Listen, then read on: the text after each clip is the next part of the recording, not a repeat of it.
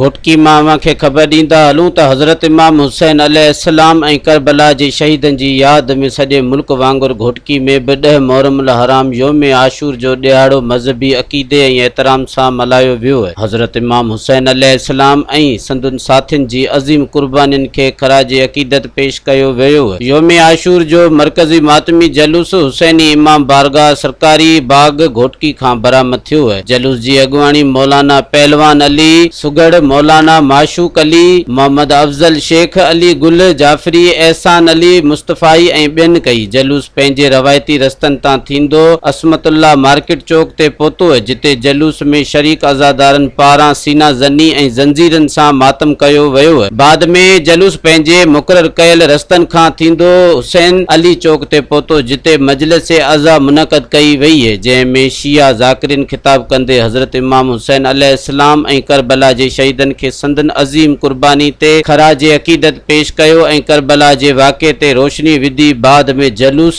पंहिंजे रवायती रस्तनि खां थींदो इमाम बारगाह मंज़िल मेहंदी पहुची इक़्तिदाम पज़ीर थियो आहे। जलूस जी सिक्योरिटी जे लाइ SHO सेक्शन अब्दुल मजीद, स्पेशल ब्रांच जे ग्रुप ऑफिसर सलीम ऐं हेड मोहरम यार मोहम्मद अबड़ो जी अॻुवाणी में सख़्त सिक्योरिटी जा इंतज़ाम कया विया हुआ ऐं सिक्योरिटी जे लाइ 200 खां वधीक पुलिस एहलकार मुक़रर कया विया हुआ। इन मौके ते मुख्तियारकार घोटकी आगा इंसाफ अली पठान, CMO कमर ज़मान, फायर ब्रिगेड इंचार्ज बाबर अली राजपूत, हिदायतुल्ला चाचड़ सां गॾु जलूस में सफ़ाई जी इंतज़ामनि जो जाइज़ो वरितो वियो आहे। म्युनिसिपल कमेटी जो फायर ब्रिगेड अमलो पिणु जलूस जे रस्तनि ते पाणी जो छंटकार कंदो रहियो आहे, जॾहिं त SDO सीपको नवीद इमरान शेख जी अॻुवाणी में सीपको जो अमलो पिणु जलूस सां गॾु मौजूद हो।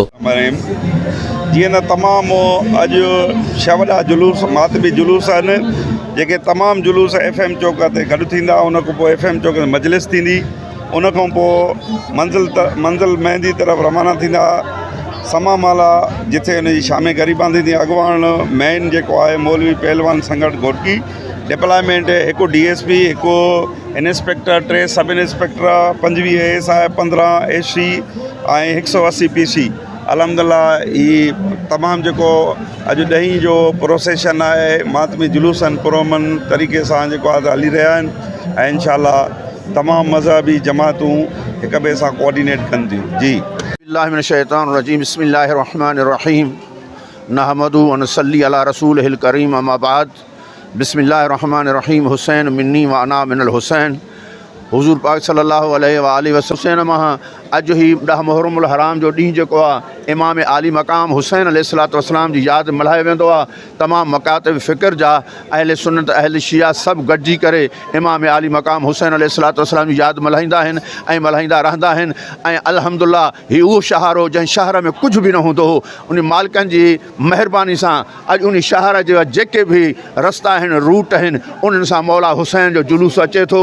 ऐं असां तमामु दोस्तनि खे अपील कंदासीं त इमाम आली मक़ाम हुसैन अलैहिस्सलातु वस्सलाम जी यादि मल्हाइण जे लाइ माण्हू घरनि खां ॿाहिरि निकिरी अचनि, मैदान में अचनि, दीन खे बचाइण जे लाइ। हुसैन घर छॾियो, मदीनो छॾियो, नाने जो रोज़ो छॾियो ऐं करबला में आयो। इहो सिर्फ़ु इहो हो त दीन बाक़ी रहे, वरी मां रहां न रहां। हिसाब सां अल्हम्दुलिल्लाह जेको मां ॾिसां थो ऐं तमामु सही आहे ऐं असां उनखां मुतमइन आहियूं ऐं तमामु सुहिणे नमूने सां सफ़ाई बि सुठी। जीअं त अॼु तव्हां ख़बर आहे 10 मुहर्रम जो ॾींहुं आहे, इमाम आली मक़ाम में शहादत जो ॾींहुं आहे ऐं हर मुस्लमान जे अॼु ॾुख में वतल आहे। ऐं हुकूमत बि जेको आहे गवर्नमेंट ऑफ सिंध बि जेको आहे स्पेशल मैयस वरिता आहिनि, सफ़ाई सुथराई ऐं लॉ एंड फोर्सिस तव्हां ॾिसो था पिया डिप्लॉयमेंट ऐं सख़्ती सां अलाह साईं ख़ैरु कंदो, इंशाअल्लाह ताला ख़ैर सां इहो थी वेंदो। अदा स्पेशल ब्रांच खां तमामु बहितरीनु इंतज़ाम आहिनि। असांजी स्पेशल ब्रांच जूं टीमां जिथे किथे लॻल आहिनि, BD चेक कयूं था, साधन कपिड़नि में हे मेंटल आहिनि, हर शइ इंशाअल्लाह तमामु बहितरीनु पुलिस सां साकार आहे। इंशाअल्लाह अल्लाह कंदो बहितरीनु नमूने सां इंशाअल्लाह थी वेंदो। पंजतन पाक जे सदके पंहिंजे मंज़िल ते पहुचंदासीं ऐं किथे बि का शरारत न थींदी। असांजी BD टीम असां पाण हर शइ में ओके। अल्हम्दुलिल्लाह मरकज़ी जलूस पंहिंजो रूट रस्तनि खां थींदो हुयो। हुसैनी इमाम बारगाह सरकारी बाग खां जेको जलूस निकितो आहे हिन महिल पंहिंजे रस्तनि सां रवां दवां आहे।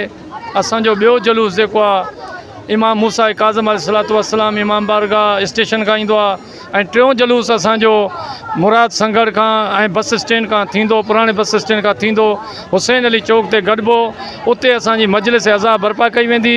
उन खां बाद असांजो जुलूस मरकज़ी इमाम बारगाह मंज़िल महदी ते रवां दवां थींदो, उते निमाज़ जो वक़फ़ो थींदो न्याज़ जो। उन खां बाद में मजलिस अज़ा थींदी।